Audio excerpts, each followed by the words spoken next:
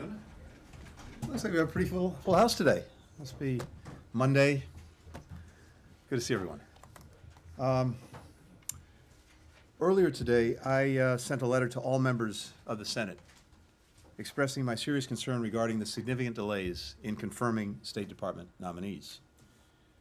As I made clear in the letter, these delays are undermining our national security, and they're weakening our ability to deliver for the American people. Let me just start with the numbers. At present, the State Department has more than 60 nominees with the Senate. 38 have completed all the other steps and are on the Senate floor, awaiting confirmation. Of those 38, 35 are career Foreign Service officers. Now, that number is going to keep going up as more sitting ambassadors complete their tours, more nominees come forward. By the end of the summer, we expect Egypt, Israel, Jordan, and Lebanon will all be without confirmed U.S. ambassadors. 8 nominees are awaiting confirmation for posts in African countries. And it's not just the Middle East and Africa where we've got this problem. Ambassadorships are open in Asia, in Europe, in Latin America, as nominees await confirmation. So are key issue-focused positions, like, for example, our counterterrorism coordinator. During the current Congress, only 5 nominees have been confirmed. In previous administrations, the overwhelming majority of career nominees received swift support to advance through the Senate by unanimous consent. Today, for reasons that have nothing to do with the nominee's qualifications or abilities, they are being forced to proceed through individual floor votes. Over a third of those nominees have been waiting approximately a year or more, some longer than 18 months. These nonpartisan public servants have served for decades across Republican and Democratic administrations. They represent our most skilled, our most seasoned diplomats. Their talents are the products of generations of investment by American taxpayers. To defend U.S. national security, to sustain and strengthen our alliances and partnerships around the world, to ensure that our foreign policy is advancing the interests of the American people, we need our best possible team on the field. By failing to confirm these nominees, a handful of senators are keeping our best players on the sidelines. Now, I worked in the Senate for years. So, of course, did President Biden. I respect and value its critical oversight role. It's crucial in ensuring that we have highly qualified individuals representing the United States around the world. But that's not what is happening here. No one is questioning the qualifications of these career diplomats. They're being blocked for leverage on other unrelated issues. It's irresponsible, and it's doing harm to our national security. Confirming these nominees matters. As every member of Congress knows, our ambassadors are the face of the United States in the countries where they serve, are leading advocates for and with foreign governments and citizens. We have extraordinarily dedicated and qualified career officers who are serving as chargés in these countries where the positions are left open, and I'm immensely grateful for their service. But all of them would tell you the same thing. There is a difference between a chargé and a confirmed ambassador. Foreign governments know that ambassadors carry the full weight of the President of the United States and the United States Senate. As a result, ambassadors often have greater access and influence which they can use to advance the interests of our country. Here's who loses out when we don't have a U.S. ambassador in place in a given country. American companies, investors, and entrepreneurs who want to do business there. American citizens who live in that country or experience an emergency while they're overseas. American students who study there. American tourists who visit. And the citizens of those countries who yearn for and benefit from deeper ties with the United States and with our people. Our department and the entire U.S. government lose out as well. Not having a confirmed ambassador in a given country makes us less effective at advancing every one of our policy priorities, from getting more countries to serve as temporary hubs for SIV processing, to bringing on more partners for global coalitions like the one we just announced to combat fentanyl, to support competitive bids for U.S. companies to build 5 and 6G networks and other critical infrastructure projects around the world. We also lose sight to the insights into countries that our ambassadors uniquely can develop through the unique relationships that they have at the highest levels of government, business, civil society. Now, Here's who benefits from failing to fill these essential positions: America's adversaries. Only our adversaries, who are constantly looking to exploit any weakness or any opening to their advantage. The refusal of the Senate to approve these career public servants also undermines the credibility of our democracy. People abroad see it as a sign of dysfunction, ineffectiveness, inability to put national interests over political ones. These unnecessary delays also weaken the State Department as an institution, something I am charged with upholding and defending. They discourage highly qualified senior officers from pursuing ambassadorships because they don't want to put themselves or their families through this limbo, with their careers and their lives put on hold, as well as the lives of their spouses and their children. These delays also discourage rising officers who see the pinnacle of a career in the Foreign Service increasingly closed off to them. It's strange credulity that some of the members of Congress calling most loudly for outcompeting our rivals are at the same time tying our hands behind our back. We cannot and we must not let this become the new normal. These men and women yearn to serve, to do the jobs that they've been preparing for their entire careers. My message to the Senate today is this: let them serve. Put our best team out on the field. Stop harming our national security through unjustified delay and unprecedented obstruction. Let these nominees advance the interests of our nation, advance the interests of the American people. Thank you. Happy to take some questions. Yeah, so just a couple things on this, Mr. Secretary, and welcome back, by the way. Good to see you. Long, Yeah. round-the-world trip. Just on the Senate, who is being the most obstructionist here in terms of this? And then secondly on this, you have more than 60 nominees, right? But the Pentagon has got 4 times as many who are also being held up. Now they're not ambassadorial appointments; some of them are just promotions. But why should if you're gonna complain, couldn't the Senate Democratic leadership devote floor time to getting through these holds? And then on something completely different, I'm just wondering, since the Black Sea Grain Initiative appeared to die today, I'm just wondering if you think that the Russians have any argument at all. No. Okay. But I'm happy to come back to that. Look, first on the nominations. So Senator Paul has a blanket hold on our nominees. And there are additional holds that we're working through. But we have been working extensively with Senator Paul. We provided documents and other information that he's requested. But unfortunately, he continues to block all of our nominees. And again, the vast majority are career officers. There are other holds out there. I can't speak to their specifics, but I can tell you we're working directly with the officers concerned to try to work through them.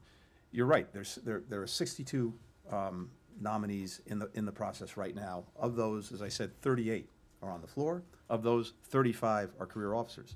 Now, we managed to get 5 people through. And of the 5 people we got through, 4 we got through as a result of Senator Schumer moving them through the process and taking a huge amount of time of Senate business to get folks confirmed with votes. That is not the way it's been done in the past. It's not the way it should be done now going forward. It ties up too much of the Senate's time, and there is absolutely no justification for it. I'm grateful to Senator Schumer, Leader Schumer, for doing this, but that's not the way it should happen. And at the rate we're going, even if you decided to give floor time to every single one, there is not enough floor time to get through all of these nominees.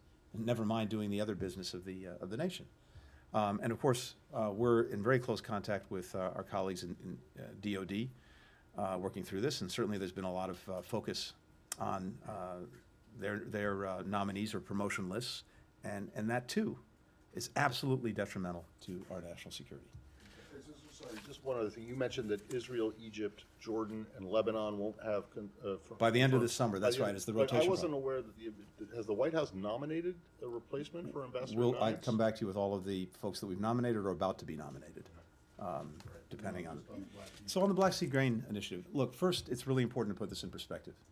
Of course, never should have been necessary in the first place. The only reason it became necessary is because Russia invaded Ukraine and then decided to blockade the ports and prevent Ukraine from sending grain around the world, as it's done for years. It's been the breadbasket of the world. So as a result of that, Turkey, the United Nations, as you know, the Secretary General, negotiated this arrangement, the Black Sea Grain Initiative, to at least allow the grain and other food products to get out of Ukraine and onto world markets. And that's had a tremendously positive benefit. Something like 32 million tons of food products have gotten out. It's the equivalent of 18 billion loaves of bread in the roughly 1 year that the grain initiative has been in effect. And that's done two things. It's actually gotten food onto people's plates, but even when the food wasn't going directly to certain countries or certain people, it also was helping to keep prices low because it's a global market. So the result of Russia's action today, weaponizing food, using it as a tool, as a weapon in its war against Ukraine, will be to make food harder to come by in places that desperately need it and have prices rise. We're already seeing the market react to this as prices are going up. The bottom line is it's unconscionable. Should not happen. This should be restored as quickly as possible. And I hope that every country is watching this very closely. They will see that Russia is responsible for denying food to people who are desperately need it around the world and to contribute to rising prices at a time when many countries continue to experience very difficult inflation. Well, thank you so much. Just following up on the Matt's Black Sea question, if I may.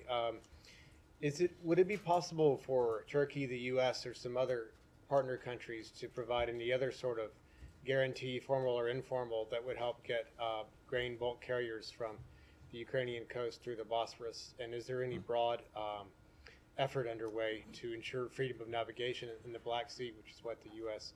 insists upon in many of the other seas around the world? And linked to that is the Kerch Bridge question. There was a bombing of the Kerch Bridge. I'm just wondering if Russia says naval drones were responsible. Were those from Ukraine, and does the U.S. support that? So we'll back on the Black Sea Grain Initiative first. Look, the Ukrainians and others will look at whether there are any other options. But the challenge is this: if Russia is ending this initiative and sending a message that grain cannot and other food products cannot leave Ukraine unimpeded, even if there are other options, I think it will likely have a profound chilling effect on the ability to pursue them, as other countries, companies, shippers, etc., will be very concerned about what happens to their ships and to their personnel if Russia's opposing any export of food products from Ukraine. The whole point of this was to have a voluntary agreement that involved all of the relevant parties, that was endorsed by the United Nations, to make sure that there was safety, security, predictability in moving food out of Ukraine into places that were desperately in need of it.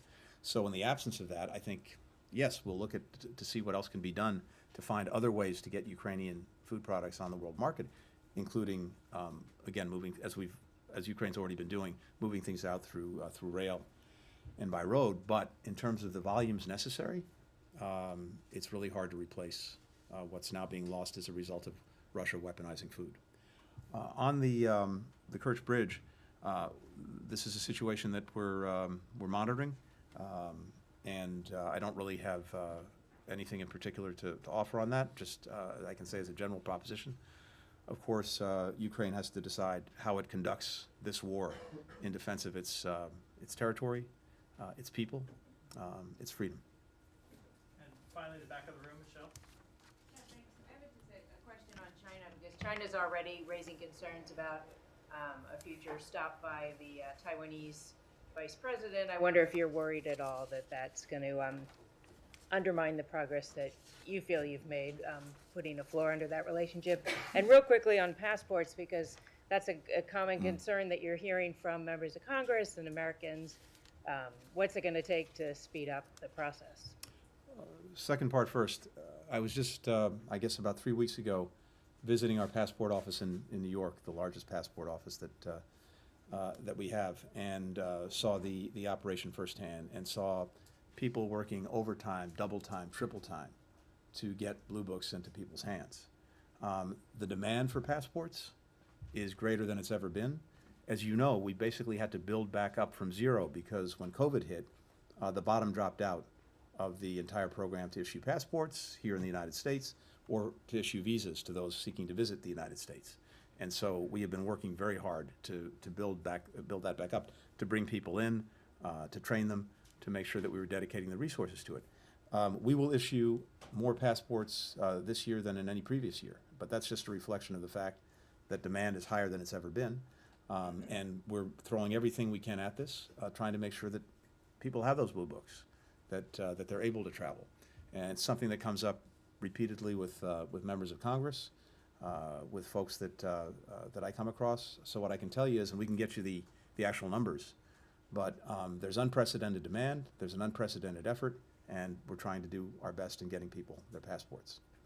On the potential transit of Vice President Lai, Taiwan, we expect that he will transit the United States on both the incoming and outgoing legs of a trip that he plans to take to Paraguay for the inauguration in Paraguay.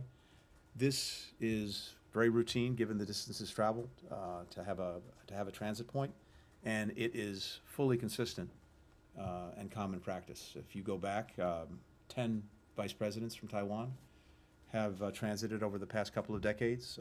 This will be the 11th, and actually the second for Vice President Lai. There is no reason for the PRC to use this transit as a pretext for provocative action. We are committed to preserving peace and stability on the Taiwan Strait. It's critical to regional and, for that matter, global security, as well as prosperity. And as I've been able to share repeatedly with now with our Chinese counterparts, including just last week when I met with Wang Yi, the senior foreign policy official, we have no desire to change the status quo on the Taiwan Straits. Our policy hasn't changed. We fully expect that neither side will unilaterally change the status quo. We fully expect that everyone involved will resolve any differences peacefully. And again, this transit is fully consistent with that policy. Thank you, Mr. Secretary. Thank you. And now, the main act.